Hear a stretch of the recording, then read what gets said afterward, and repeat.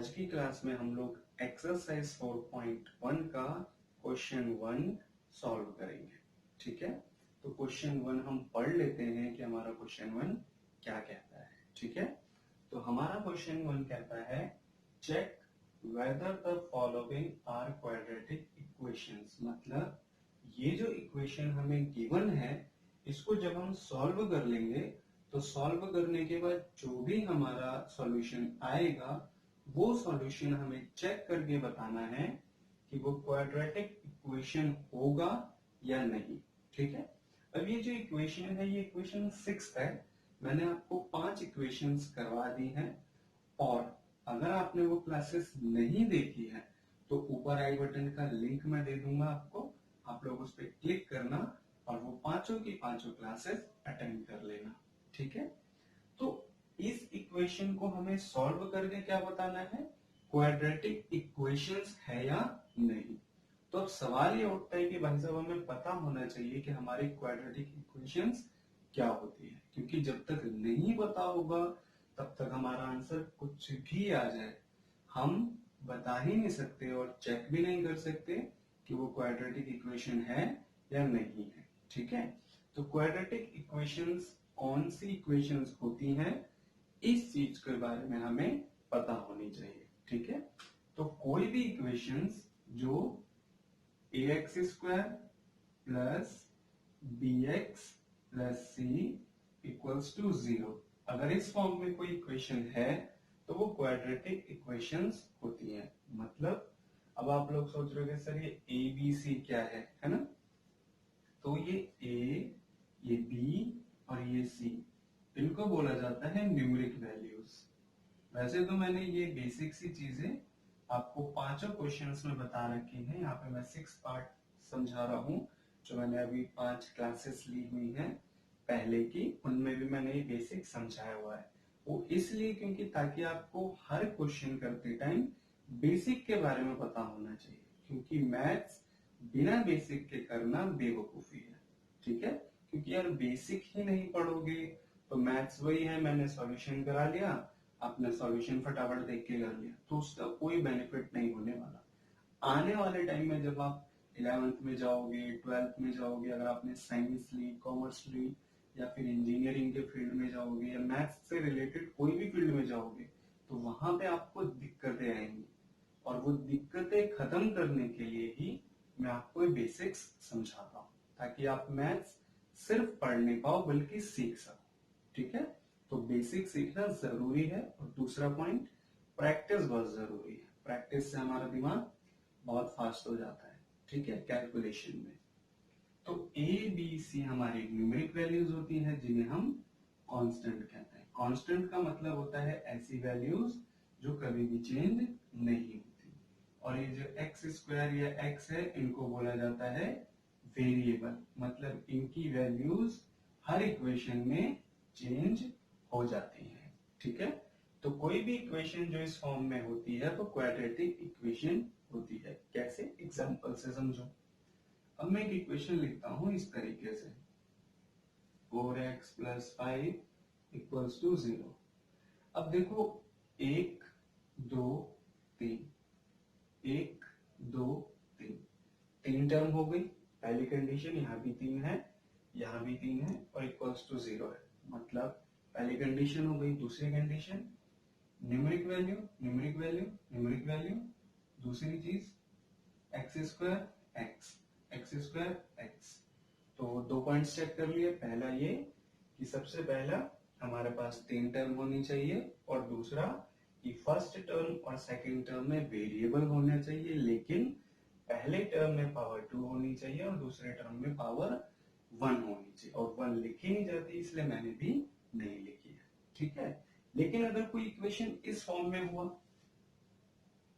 2x square plus 5 equals to 0, क्या ये होगा क्वाड्रेटिक इक्वेशन? नहीं। क्या ये होगा? बिल्कुल भी नहीं। क्यों? क्योंकि यहाँ पे 2 टर्म है, यहाँ पे भी 2 टर्म है, तो इस वजह से ये क्वाड्रेटिक इक्वेशंस नहीं होगी। तो हमेशा हमें इन तीनों चीजों पॉइंट्स को ध्यान रखना है। ठीक है, तो अब हम अपने इस क्वेश्चन को सॉल्व करते हैं। और चेक करते हैं कि क्या ये उस फॉर्म के अकॉर्डिंग आ रही है। और एक चीज और, इसको हम जनरल फॉर्म भी कहते हैं, general form of quadratic equation. तो ये ध्यान रखना, ठीक है, ऑफ ए क्वाड्रेटिक इक्वेशन। इस चीज को आप लोग बिल्कुल ध्यान रखना, क्योंकि बेसिक से चीजें अगर हम नहीं सीखेंगे तो फिर मैथ्स नहीं होने वाली। ओके, अब इसको सॉल्व कर लेते हैं। अब लेफ्ट साइड में तो क्योंकि भाई सब कोई फॉर्मूला यूज नहीं कर सकते और ना ही इसको प्लस कर सकते हैं। क्यों? क्योंकि यहाँ पे x है, यहाँ पे न्यूमरिक वैल्यू है, यहाँ पे पावर 2 है। और हमेशा प्लस किन की होती है? सेम वैल्यूज की होती है, डिफरेंट वैल्यूज की तो नहीं होती। इसलिए इसको सेम एज सेम लिख लेंगे। वैसे इनको ना ऐसे भी कर सकते हैं, पहले आप LHS सॉल्व कर लो फिर RHS, बट मेरा रिकमेंडेशन यही है कि दोनों को एक साथ सॉल्व करो। ठीक है, 3x प्लस 1, अब ये है और इसके पास पावर 2 है। तो 9th में क्या सीखा था? a माइनस बी का whole square, A square minus 2ab plus B square. अब जहां जहां पे a है वहां पे x रख देंगे, जहां जहां पे b है वहां पे 2 रख देंगे। तो ये लिखेंगे x square minus 2x, b की जगह 2 प्लस और b की जगह 2 का होल स्क्वायर। अब इसको सॉल्व कर लेंगे। X square plus 3x plus 1, x का स्क्वायर एक्स स्क्वायर माइनस 2 2 जा 4x और 2 2 जा 4। अब ये सारी वैल्यूज को उठा के लेफ्ट साइड लेंगे। क्यों? क्योंकि क्वाड्रेटिक इक्वेशन में राइट साइड में वैल्यूज 0 होती है, इसलिए। और कभी भी अगर वैल्यूज इक्वल्स टू के लेफ्ट से राइट में जाए या राइट से लेफ्ट में जाए तो साइन चेंज हो जाते हैं। यहाँ पॉजिटिव था, becomes negative, negative becomes positive, positive becomes negative, opposite हो जाता है। क्यों? क्योंकि मैथ्स का ये बेसिक नियम है। ठीक है, अब क्या काम करेंगे? सेम सेम देखते हैं। ये सेम है, ये सेम है, बट ये माइनस ये प्लस कैंसिल हो जाएगा। ये सेम है, ये सेम है, प्लस प्लस तो 7x। क्यों? क्योंकि भाई साहब सेम वैल्यूज ही प्लस होती हैं, सेम वैल्यूज ही माइनस होती है। डिफरेंट वैल्यूज प्लस माइनस नहीं हो सकती। अब ये हो गया 1, ये हो गया 4, ये प्लस का ये माइनस का, तो बिकम्स -3 इक्वल्स टू 0। ये आ गया भाई साहब हमारा आंसर। अब चेक करो, क्या ये 3 टर्म है? नहीं है। दूसरी चीज, क्या इसके पास पावर 2 है? नहीं है। जब पहली कंडीशन नहीं है तो बाकी कंडीशंस का तो कोई सवाल ही नहीं होता। तो हम क्या लिख देंगे? It is not quadratic equation. ठीक है, तो अभी क्वेश्चन आपको समझ आ गया। तो इस तरीके से हमें इस क्वेश्चन को करना है। ठीक है, अब हम अपना नेक्स्ट क्वेश्चन सॉल्व करेंगे। ये 6th था, अब मैं आपको 7th कराऊंगा। ठीक है, आप लोग फटाफट से पॉज करके इनको आप नोट कर लो। ओके, अब मैं इसको इरेज कर देता हूं क्योंकि हमें 8 पॉइंट करना है। और ये बेसिक सी चीज मैं आपको फिर से बता रहा हूँ, हमेशा बेसिक्स पे ज्यादा ध्यान दिया करो। ठीक है, क्योंकि बेसिक्स अगर आप लोग नहीं ध्यान दोगे तो मैथ्स आपको कभी नहीं आने वाला। ये हमेशा ध्यान रखना। ठीक है, आप लोग यही गलती करते हो। तो हमारा 7th क्वेश्चन है कुछ इस तरीके से, x प्लस 2 का whole cube equals to 2x और एक्स स्क्वायर माइनस 1। अब इसको सॉल्व करना है। ठीक है, इसमें भी वही कंडीशन कि पहले इसको सॉल्व करेंगे फिर चेक करेंगे कि क्वाड्रेटिक इक्वेशंस है या नहीं। ठीक है, तो इसमें देखो, इसमें भी फॉर्मूला की कंडीशन बन रही है, a प्लस बी का होल क्यूब। अब ये फॉर्मूला भी हमने सीखा था, किसमें? 9th में सीखा था, है ना। तो ये फॉर्मूला क्या बन जाएगा? a की cube plus 3a square B plus 3ab square plus b की क्यूब। अब यही चीज पे अप्लाई कर देंगे, जहां a है वहां x, जहां b है वहां 2।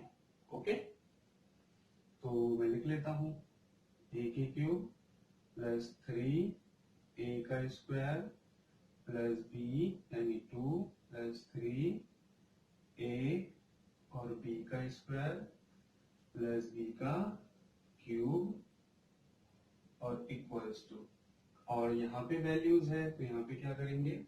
अब देखो ये नंबर बाहर है, ये नंबर ब्रैकेट के अंदर है। मैं पहले ही आपको बता चुका हूँ कि अगर ब्रैकेट के बाहर कोई वैल्यू है और अंदर कोई वैल्यू है तो उन वैल्यूज की मल्टीप्लीकेशन हो जाती है। क्यों? क्योंकि इनके बीच में कोई साइन नहीं है, और कोई साइन का नहीं होने का मतलब है मल्टीप्लीकेशन। ये बचपन से पढ़ते हुए आ रहे हैं, ध्यान रखना है। 2x की मल्टीप्लाई एक्स स्क्वायर से हुई बिकम्स 2x क्यूब। अभी समझाऊंगा कैसे। और 2x की मल्टीप्लाई 1 से हुई तो बिकम्स माइनस 2x। अब ये वैल्यूज उठा के लेफ्ट साइड में ले आएंगे, लेकिन पहले इसको सॉल्व करते हैं। ये हो जाएगा x का क्यूब, ये हो जाएगा 3 2 जा 6x स्क्वायर, ये हो जाएगा 2 2 जा 4 4 3 जा 12x, और 2 2 जा 4 2 जा 8, और ये सेम का सेम हो जाएगा 2x क्यूब माइनस 2x। इसको उठा के ले आएंगे हम लोग अपना लेफ्ट साइड में, और ये हो जाएगा हमारा 12x प्लस 8। और फिर से वही, अगर राइट से लेफ्ट जा रहा है तो वैल्यूज सॉरी मतलब साइन चेंज हो जाते हैं।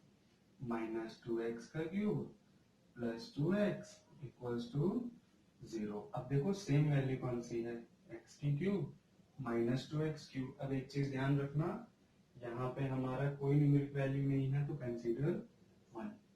2x क्यूब में से 1x क्यूब गया माइनस का 1x क्यूब, क्योंकि बड़ी वैल्यू 2 है। स्क्वायर वाली वैल्यू देखो कोई और है क्या? नहीं, तो ये सेम की सेम हो जाएगी। x वाली वैल्यू देखो 12 प्लस 2 14x, और ये वैल्यू हमारी न्यूमेरिक है तो प्लस 8 इक्वल्स टू 0। क्या ये क्वाड्रेटिक इक्वेशन हुई? नहीं, क्योंकि इसमें कितनी टर्म आ गई? 4 टर्म आ गई। इसीलिए it is not a quadratic equation. ठीक है, तो हमें इसी तरीके से बाकी के क्वेश्चंस भी करने हैं। ठीक है, आज की क्लास में सिर्फ इतना ही, और क्लास पसंद आई है तो लाइक और शेयर कर देना। नए स्टूडेंट हो तो सब्सक्राइब कर लेना, क्योंकि मैं इसी तरीके से आपको मैथ्स सिखाता रहूंगा। ठीक है, और हाँ, क्लास पसंद आती है तो एक प्यारा सा कमेंट भी कर देना है, और मुझे बता भी देना है कि आप लोगों को मैथ्स समझ आ रही है या नहीं। ठीक है, तो फिर मुलाकात होगी आपसे नेक्स्ट क्लास में। ठीक है, तब तक के लिए गुड बाय।